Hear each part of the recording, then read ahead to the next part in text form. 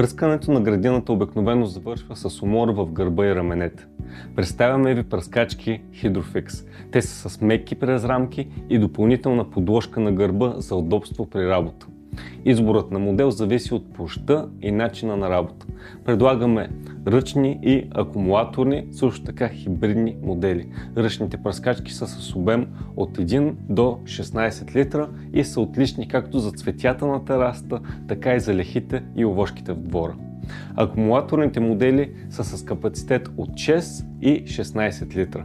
6-литровият е лек, а батерията му издържа до 2 часа работа, докато 16-литровия осигурява до 6 часа непрекъснато пръскане. За максимално улеснение при него имаме и модел за количка с колела. Хибридната пръскачка Hydrofix е с капацитет 16 литра и работи до 4 часа на батерия. Но при нужда превключвате на ръчен режим и довършвате работата без прекъсване за зареждане. Всички пръскачки са с телескопичен удължител, който достига до 70 или 96 см за пръскане на по-високите части на дърветата.